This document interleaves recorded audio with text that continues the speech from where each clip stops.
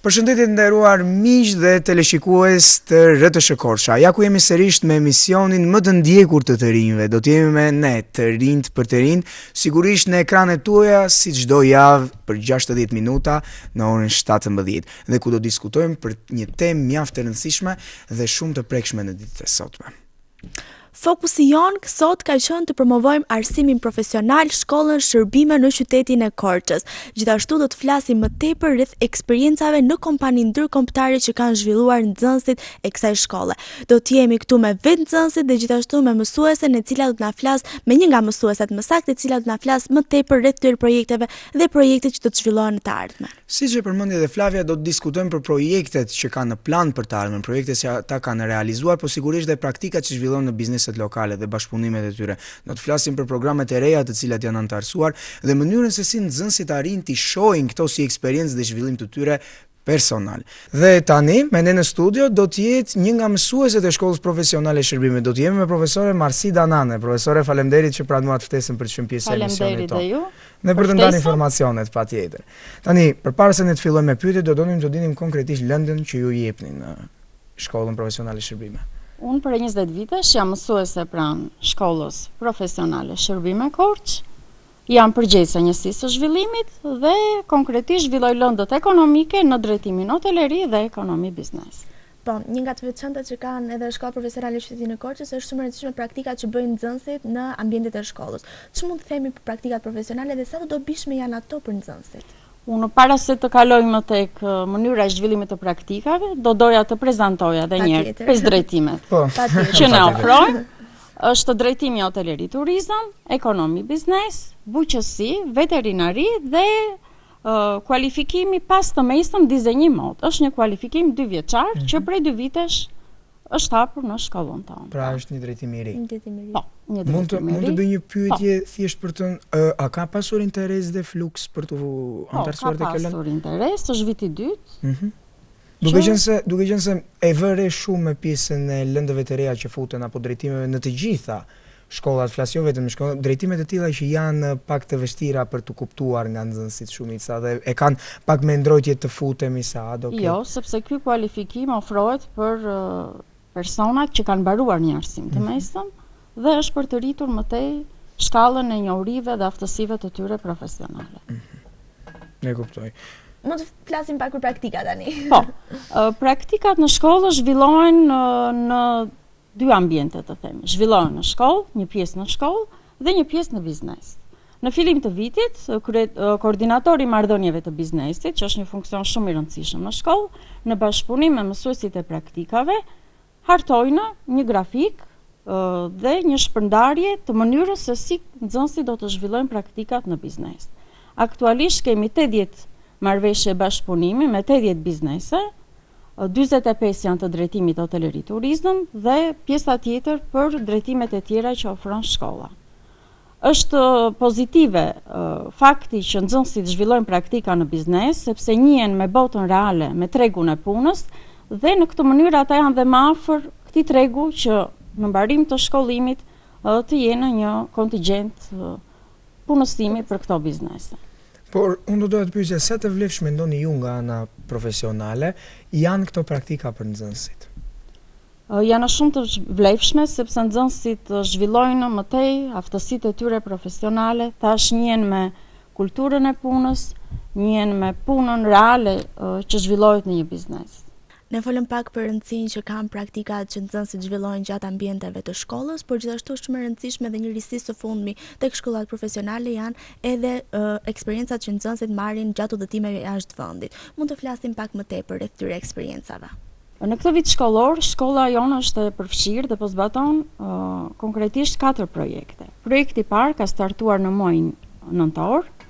Një grup nxënësish prej 12 nxënës të shoqëruar nga 2 mësuese, zhvilluan një vizitë mësimore, kulturore në qytetin e Prizrenit, në një shkollë profesionale, Ymer Prizreni. Prej një javë nxënësit u praktikuan në ambientet e praktikave profesionale të kësaj shkolle, vizituan qendra kulturore, muze të qytetit dhe u njohën me shumë vlera kulturën e këtij vendi.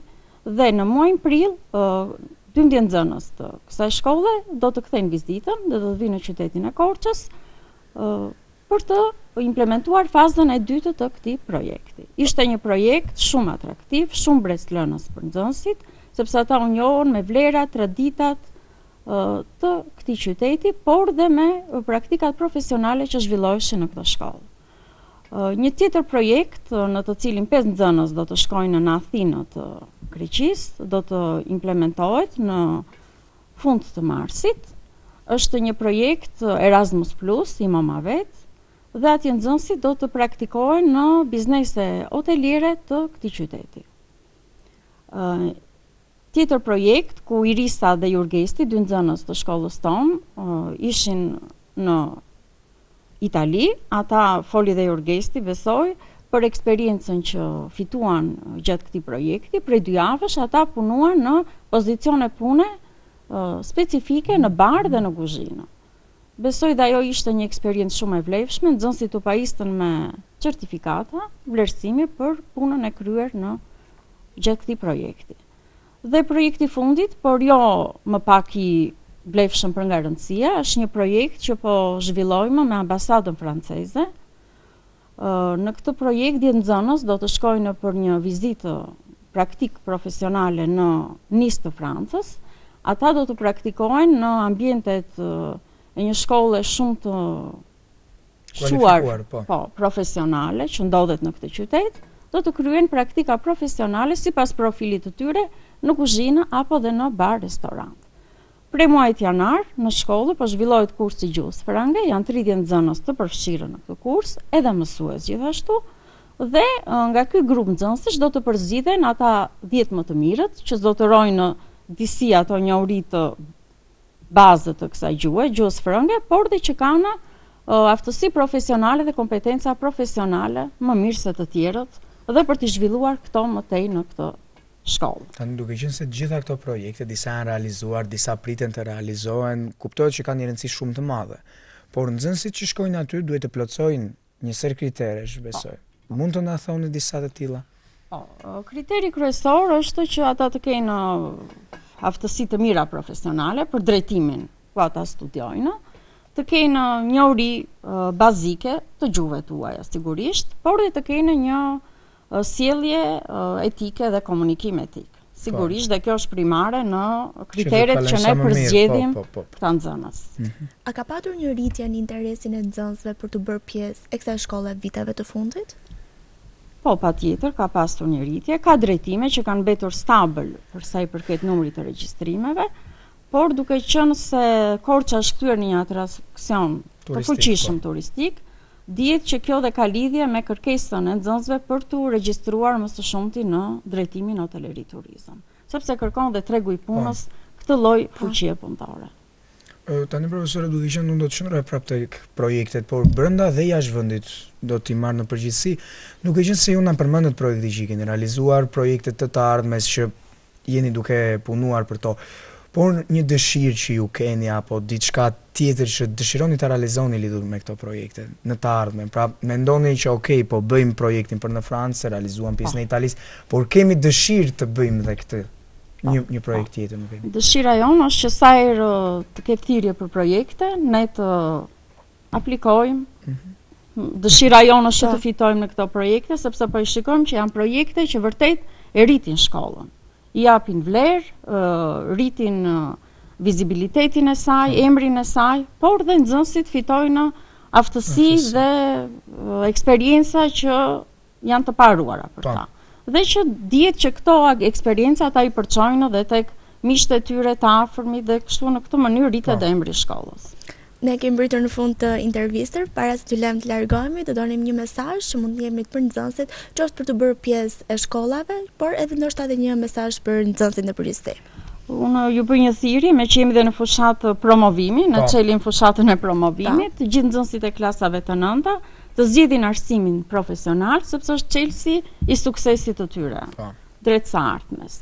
Ndërsa për nxënësit e shkollës ju uroj suksese, maturantëve suksese në provimet e maturës, nxënësve të tjerë suksese në të gjitha projektet që ata janë të përfshirë.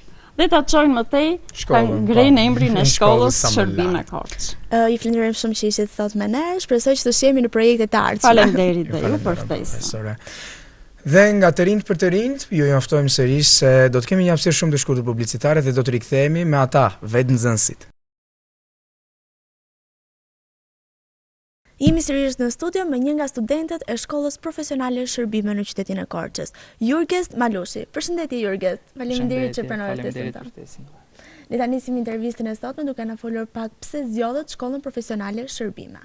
Zgjodha Shkollën Profesionale Shërbime jo vetëm sepse më duhej një shkollë, por sepse ishte pasioni im dhe ishte ëndra ime të bëjmë një shef kuzhine.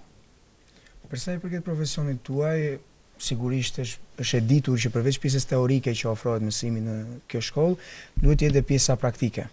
Për të qenë sa më afër ambienteve ku ju do të punoni në të ardhmen.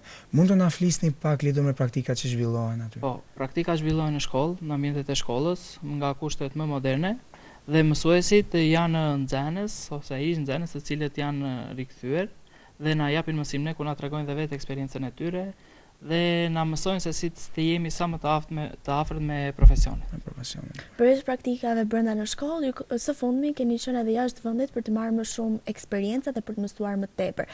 Ç'mund na flisni pak më shumë në lidhje me këtë eksperiencë? Po, së fundmi shkolla po arrin të krijojë kontrata me shumë vende jashtë Shqipërisë, ku nxënësit shkojnë dhe kryejnë praktikat profesionale.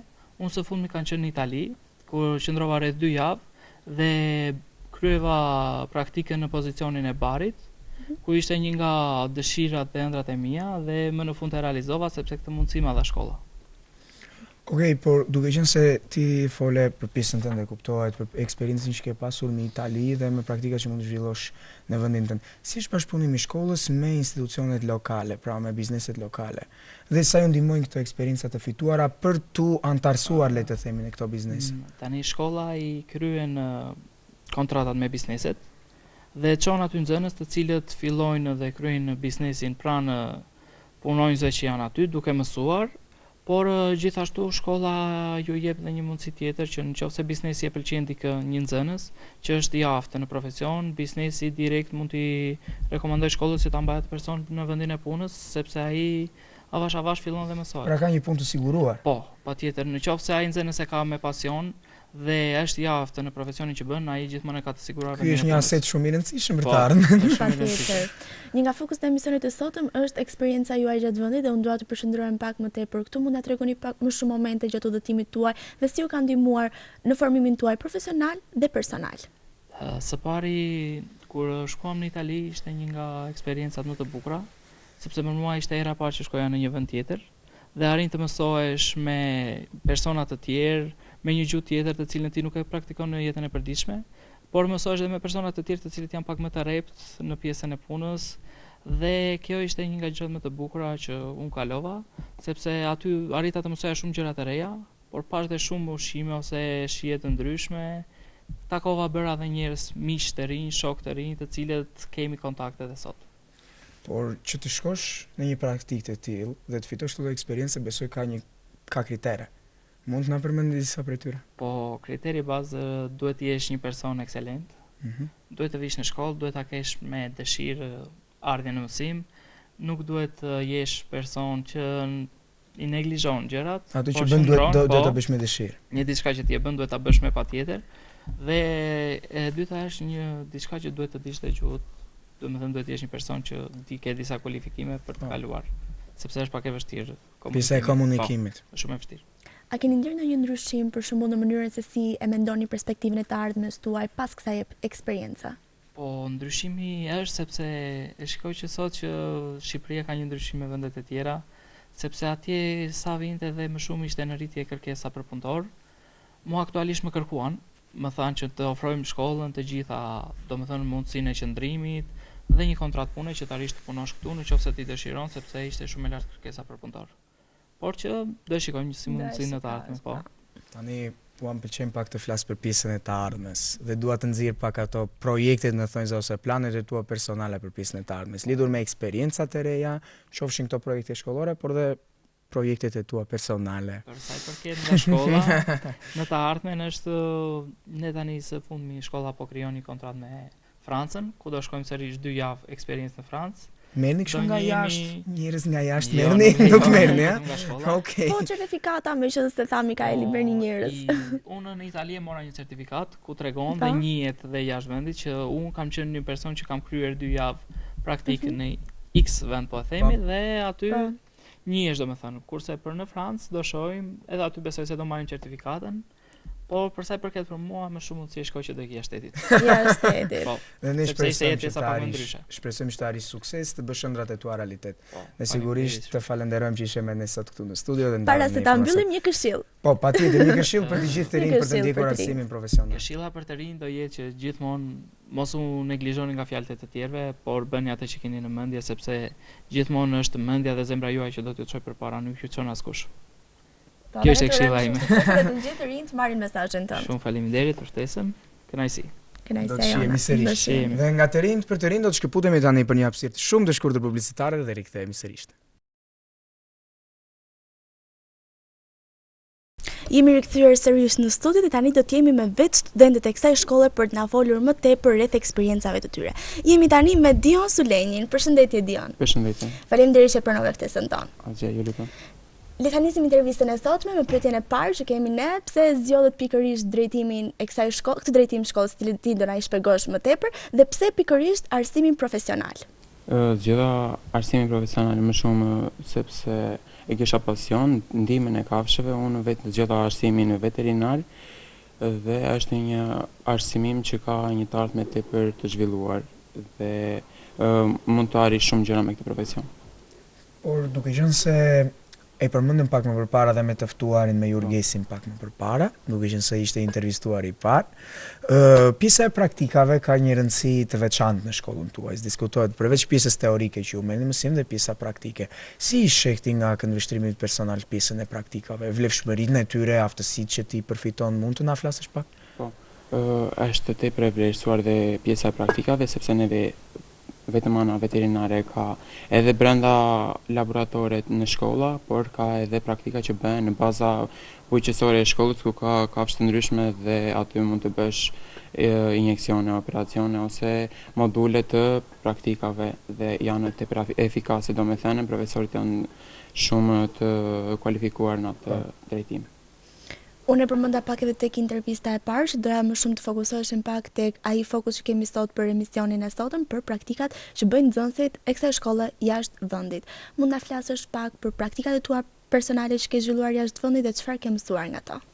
Praktika ime e fundit jashtë vendit ka qenë në Austri, ku kemi bërë prerjen e thundrave, ka qenë një projekt gjermano-holandez dhe aty përgjitheshin 2 veta nga shkolla jonë.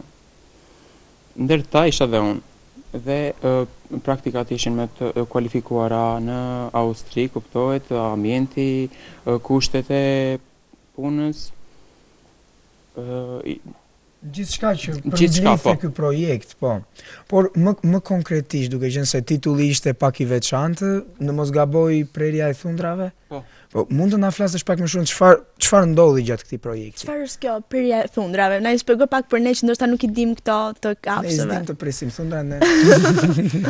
Prerja e thundrave është sepse bëhet në për lopë më së shumti dhe për kafshët që janë të mbyllura dhe mbahen të mbyllura dhe thundrat rriten ndërkohë që ato nuk ecin.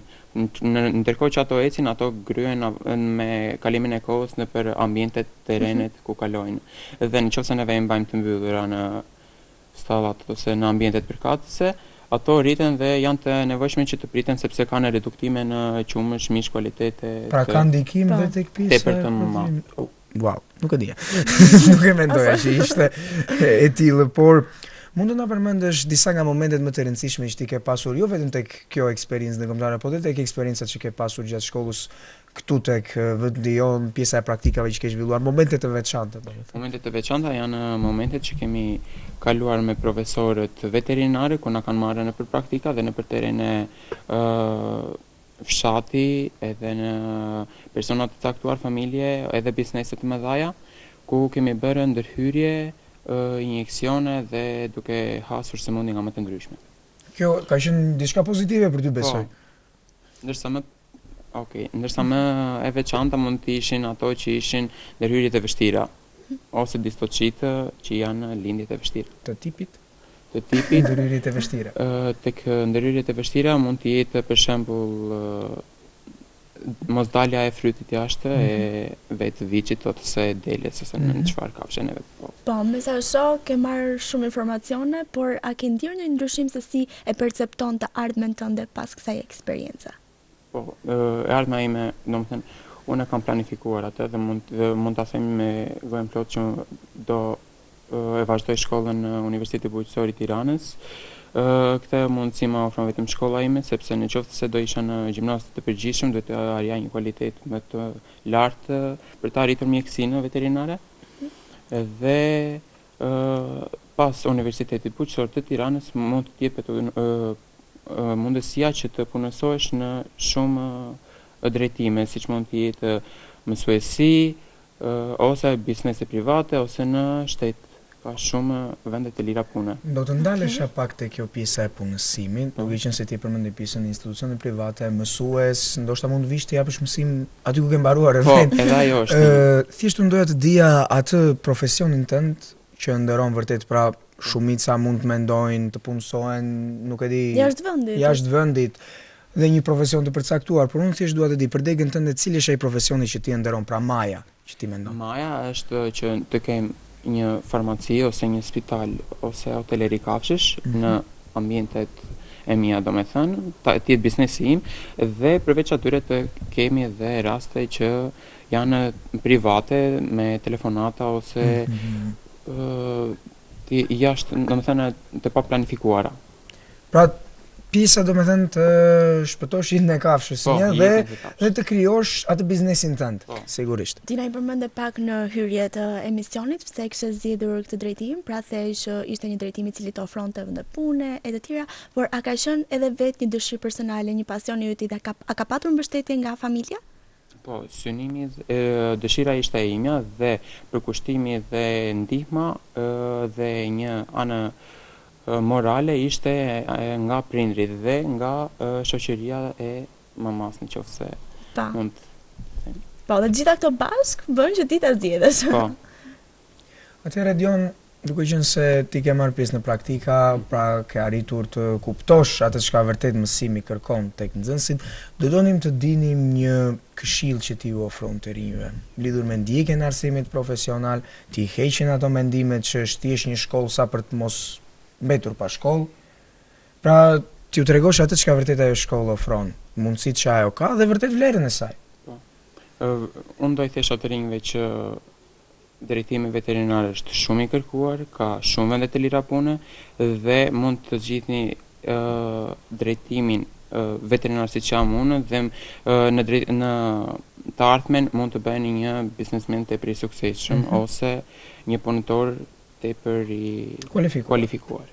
Ne të falenderojmë që ishe sot me ne, të urojmë sa më shumë suksese dhe të arrish të gjitha qëllimet që ti ke vendosur vetes.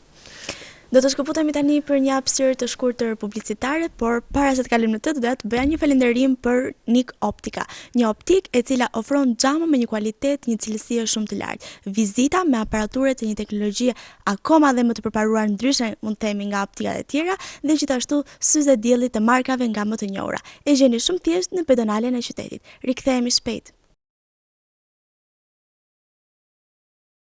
Jemi rikthyer sërish në studio me një tjetër studente të kësaj shkolle, Fiorella Tuka. Përshëndetje Fiorella. Faleminderit që pranove ftesën tonë. Le ta nisim intervistën e sotme. Çfarë drejtimi keni zgjedhur ju dhe pse pikërisht shkollën profesionale Shërbime Korç? Unë jam nxënëse vitit të dytë e degës hoteleri turizëm dhe kam zgjedhur këtë shkollë sepse kam pasion. Pasioni joti. Po, pasion. Ne siç e përmendëm pak më përpara dhe me Dionin, pjesa e hoteleri turizmit është një degë shumë e prekshme. Duke qenë se Korça po përparon tek pjesa e turizmit apo jo. Cilat janë praktikat që shkolla ofron kundrejt degës tuaj? Sepse praktikat, siç e thamë më përpara, me Dionin, me Jurgestin janë shumë të rëndësishme. Po, pjesa e praktikës është shumë e rëndësishme. Sidomos hoteleria tani që ka marrë një zhvillim të madh në qytetin e Korçës, e ka bërë Korçë një vend mjaft më atraktiv, po. Më të rrahur. Edhe pjesa e praktikës është shumë e domosdoshme për ne që të arrim të fokusohemi në punë, po kryesisht tek çfarë profesioni ti pretendon të arish mbas për Do të fundit? thënë, unë kam pjesë të bëhem shefe kuzhine dhe ajo është fokusi më i madh. Po. Ne mund të themi tani që turizmi është një degë shumë e rëndësishme të gjitha vendet dhe një përparësi që keni ju përveç praktikave brenda shkollës dhe praktikat jashtë vendit. Cila ka qenë eksperjenca jote? Eksperjenca ime e fundit ka qenë në Prizren, në qytetin e Prizrenit. Dhe aty kemi vajtur, kemi shkuar në shkollën profesionale Umer Prizreni dhe kemi bërë praktika të ndryshme në ambientit e asaj shkolle. Diskutohet që Keni marrë Po, kemi marrë një ori, po. Ti ke qenë tek kuzhina, pra Po. shikoje gatimet, Gatime të ndryshme po, të ke mësuar disa kulturës. detaje të ndryshme Që mund të që na më i thuash. sjellësh ne këtu. Okej, në aty kemi mendje në detaj. tradicionalja ka qenë flia që kemi mësuar Po. që të gatuajmë. Jo ushqime të ndryshme që nga kuzhinat e jashtme të tjera. Pisa kryesisht pisa e ushqimeve tradicionale besoj që kemi me eksperiencave tuaja me pjesën e Kosovës. Po. Por duke qenë se ju thatë që kemi qenë në Prizren, praktikat janë shumë të rëndësishme, mund të na përmendësh në përgjithësi disa nga momentet e tua që ti ke ndjerë më të veçantat apo dhe më të rëndësishmet gjatë praktikimit? Në Prizren. Ka qenë sepse kam mësuar një kulturë tjetër Po. nga kjo tonë që kemi ne. Gjithashtu këto njëri do më ndihmojnë për të ardhmen time më vonë. Pjesa e profesionit Po. konkretisht, sepse shefe kuzhine është vërtet një profesion profesion i madh shumë i duke qenë mirë, se po. pjesa e hoteleve, një me stadium dhe restoranteve në Korçë, tek pjesa e turizmit vlojnë, sidomos gjatë sezonit të Shumë i dimrit. rëndësishëm, unë shikoj edhe këto review në rrjetet sociale që shohin mjaft famshëm, të cilët e kanë dhe prioritet provimin e ushqimeve të veçanta Kur të vjen tradicionale. menuja në restorant nuk të vjen si menu, të vjen si libër me botus, me shkrimtar me autor, vjen e plot. Po, e rëndësishme gjithashtu është dhe kriterjet që duhet të ketë një nxënës për të bërë këto eksperiencat jashtë vendit që mendoj janë shumë të rëndësishme. Cilat kanë qenë kriteret që t'janë kërkuar ty si nxënëse? Okej, e para ka qenë sjellja, që është më kryesorja, aftësi profesionale dhe notat. Dhe notat. Besoj se ti 100% të gjitha Të këto gjitha, patjetër kriteret. se ka shkuar Mikael. Duke qenë se ti na përmendë pjesën e praktikave që ke zhvilluar vetë dhe praktikat që keni zhvilluar në Prizren, po marr rastin konkret, pa u zgjatur më tepër. Si kanë ndikuar këto lloj praktikash në zhvillimin tënd profesional dhe personal, patjetër? Po, ka ndihmuar shumë sepse jam njëjtur me një kulturë tjetër. Dhe gjithashtu këto kulturat që i kam njëjtur mendoj që t'i sjell në Shqipëri. Po, Do me thënë në Korçë, po. mund të jetë një plus për Si ty. një frymë të re, Re. unë Po, pas kësaj eksperience, ku e mendon të ardhmen tënde? Në Shqipëri? apo jashtë, se kjo na intereson shumë. Është e Shqipëri. rëndësishme patjetër. Mendoj Në Shqipëri. O sa mirë se ne këtë duam. Jepi. Shumë e bukur kjo. Atëre, duke qenë se ti je në vitin e, në Dytë. mos gaboj, në vitin e dytë, pra ke edhe 2 vite në mos gaboj Po. për të mbaruar sepse është me 4 vite. Çfarë këshille ju jep ti të gjithë nxënësve të klasave të nëna, duke qenë se profesora në fillim fare e përmendi që jemi në periudhë fushate, tha, për Po. mbledhjen e nxënësve. Çfarë këshille ju jep ti atyre për t'u futur në shkollën, për t'u regjistruar në shkollën profesionale shërbime? Ju them që të ndiqni pasionin, të mos dëgjojnë fjalët e shumta, sepse nxënësit e klasave të nënta ju duket ju thonë që ç'a do bësh atje. Po, ju duket sikur thjesht marrim një diplom. Po ajo do i ndihmoj shumë për të ardhmen e tyre. Po, sidomos tek pjesa e punës, Po. degët e ndryshme sepse ti ishe pjesa e hoteleri turizmit bashkë me Jurgestit, Dioni ishte tek pjesa e veterinarisë, po ka dhe shumë degë të tjera Po. siç e përmendi dhe profesora, madje edhe drejtimet e reja që janë futur 2 vitet e fundit, që janë shumë të vlefshme. Ne të falenderojmë që ishe në studio sot Fiorella dhe shpresojmë që ti të arrish sukses, Po. të vazhdosh Dhe rritjen të aftësive. qëndrosh patjetër këtu mos devijosh mendjen, të na kontribuosh tek vendi jon. Mos e ndro sepse ke thënë live këtu tek kamera që do rish këtu. Përgjigjesh për atë që the. Dhe tani njoftojmë se kemi mbërritur në fund të emisionit ton të rinjt për të rinjt, ku Flavia duhet bëjmë besoj një lloj përmbledhjeje të Patjetër që gjithë po. diskutimit që ne bëm me profesorët, nxënësit lidhur me arsim profesional i cili dukshëm, po me një zhvillim mendoj unë apo jo. Po, e rëndësishme është Mikael të theksojmë pak edhe atë fokusin që ne kishim sot, eksperiencat jashtë vendit që jepet mundësi nxënësve të krijojnë eksperienca të reja. Po, Është për shumë e rritjen e rëndësishme aftësive për të rritjen e tyre. aftësive, po. Dhe jashtë vendit ka mjaft mundësi që mund t'i mësojnë shumë gjëra të reja atyre. po pjesa sidomos edhe zhvillim të praktikave tek bizneset lokale, që është mundësia bazë mendoj unë, përveç pjesës së praktikave ndërkombëtare që ato e përforcojnë sa më shumë atë CV-n që nxënësit kërkojnë, por edhe pjesën e kualifikimit të tyre. Mua më pëlqen shumë, sidomos numri që profesora përmendi, rreth 80 biznese që kanë lidhur kontratë, flasim për bizneset lokale gjithmonë, më pëlqeu shumë sepse tregon dhe një interesim nga ana e bizneseve për të punësuar të rinj. Pra po ju jepet një krah shumë i fortë të rinjve për të zhvilluar këto aftësi dhe sigurisht pse jo t'i vihet fokusi, sepse ne dëgjojmë në zhargonin e përditshëm rëndom në qytet që jo të gjithë nxënësit do të bëhen me shkollë të lartë, do të bëhen inxhinier. Po thyet Daimiti që është vendosur për të shkolla. Thyet Daimiti patjetër që nuk janë shkolla që shërbejnë vetëm sa për të marrë një diplomë, apo ka një numër shumë të pak nxënësit, apo është një shkollë që mund të veprojë si të duar, sepse kriteret bazë në jo më kot ju qëndruam janë që të jetë sjellja e rregullt, të jenë rezultatet ekselente në shkollë dhe sigurisht aftësitë e tyre në punë, për të pasur sa më shumë sukses dhe për të përfituar ato praktikat që ne tham brenda dhe jashtë vendit, sigurisht për të marrë atë profesionin që siç Jurgesi e përmendi që e ka në ëndër. Dhe sigurisht i falenderojmë edhe një herë të gjithë të ftuarit tan, Jurgestin, Fiorelën dhe Dionin dhe sigurisht profesore Marcelën që ndan me ne të gjitha informacionet. Unë shpresoj që të jetë përcjell ajo ideja që ne kemi dashur të përcjell në këtë emisione që kemi bërë për shkollat profesionale, të thyet ajo ideja që nxënësit nuk do të shkojnë në këto shkolla, ne i përmendëm të gjitha ato kriteret e mira dhe çfarë ofrojnë këto shkolla, dhe shumë e rëndësishme që gjitha mesazhet dhe gjitha të njohurit që ne kemi përcjell nëpërmjet këtyre puntatave të përçohen tek nxënësit dhe patjetër të bëhet një zgjedhje sepse kjo shkollë ofron shumë mundësi të mira për nxënësit. Dhe përpara se të largohemi të mos harrojmë dhe mbështetësin ton të emisionin, mbështetësin ton kryesor, flasim për Nik Optika, Flavia, apo jo? Po, Mikael. Një optikë e cila ofron xhama dhe syze me një super kualitet të lartë, po sigurisht dhe marka syze dielli që janë nga më të njohurat. Ndërto mund të përmendim dhe Ray-Ban. Me sa diskutova me Nikun kur shkova tek Optika. Po, është edhe preferuar jote di apo jo? Dhe po diskutonin për modelet e ndryshme dhe risit që kishte futur tek dyqani i tij, i cili gjendet tek Pedonala e qytetit apo jo. Dhe sigurisht kishte aparatura dhe për pjesën e miopisë dhe aparatura mjaft të zhvilluara të teknologjisë për pjesën e vizitës të fëmijëve, të vegjël, të cilët kanë atë frikën kur futen tek ajo aparatura që një mesazh për prindrit kjo që të shkojnë sepse janë aparatura të përshtatshme për fëmijë dhe për moshë më të rritur. Ti vizitojnë fëmijët në moshë sa më të hershme, është shumë e rëndësishme që problemi të kapet në një moshë sa më të hershme dhe që të ketë mundësi për të trajtuar sa më shpejt. Që të rikuperohet. Dhe tani njoftojmë se nga të rinjt për të rinj do të shihemi javës tjetër, si gjithmonë çdo të hënë në orën 17. Dhe sigurisht mos harroni ndiqni ëndrat tuaja dhe bëni atë që doni vërtet. Kalofshi sa më mirë.